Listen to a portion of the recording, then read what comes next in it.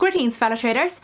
I'm Dylan, a research strategist at Pepperstone, presenting the latest weekly update on As Good as Gold. So over the past week, gold prices have been on a downward slide, but the bull strength shouldn't be overlooked. Despite the drop, key factors do support gold, including concerns about a U.S. recession, aggressive Fed rate cut expectation, rising Middle East tensions, and increasing uncertainties in the U.S. election. However, massive sell-off in risk assets triggered by yen carry trade unwinding and a more cautious risk appetite among traders during extreme market swings are major roadblocks to gold's short-term rise. Traders are now eagerly anticipating the Fed's comments on the economy and also the interest rates. Next week's U.S. retail sales, core CPI data, and the Jackson Hole Symposium at the end of the month could be crucial for determining gold's next move.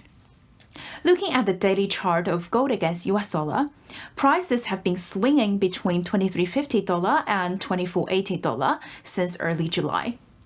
Even though gold has closed lower for the past 4 days, the pronounced wicks on the candles indicate that there's still a battle between buyers and sellers.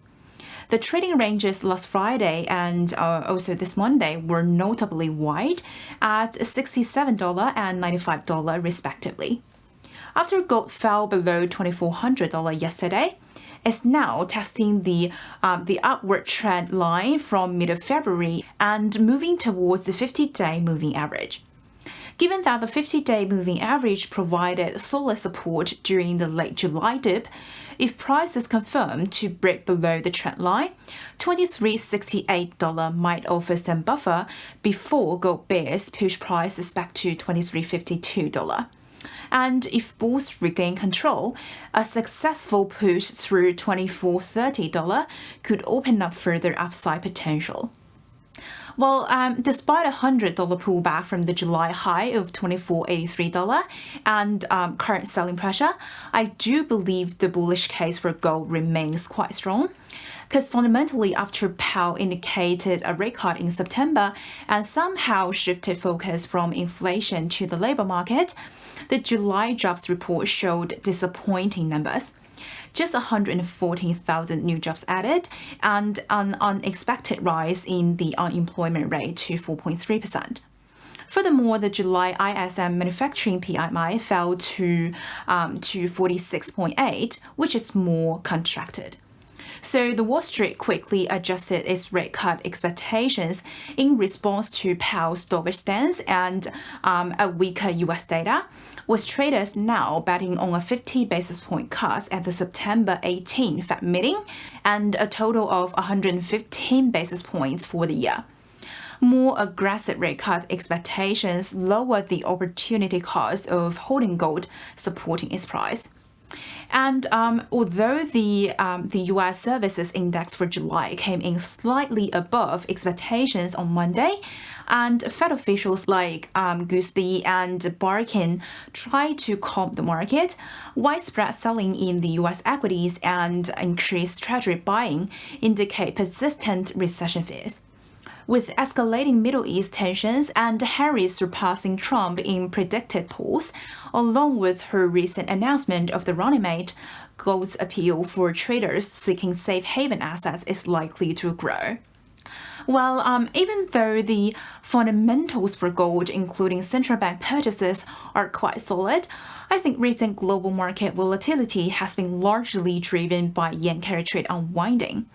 With the Bank of Japan tightening policy and the Fed poised to cut rates, a lot of money is just being pulled out of global equities, and this kind of panic selling can weigh on the gold market. In this extreme uncertainty, traders are more conservative with their risk appetite.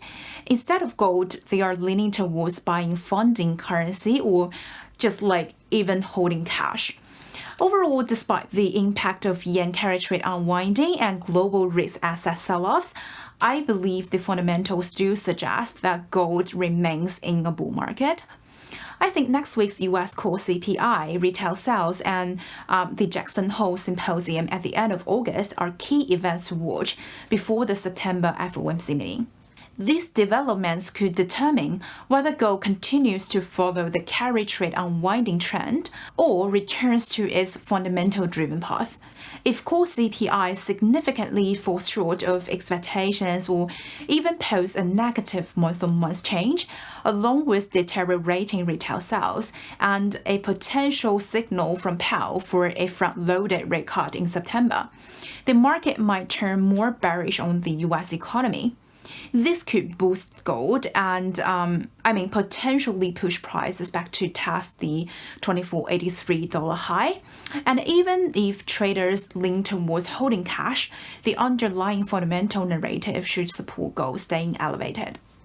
So that's pretty much for this week. If you have any ideas on how the upcoming economic data and Fed speaks might impact gold trading, drop a comment below and let's chat about it. Stay tuned with Pepperstone for more insights and updates. And until then, happy trading!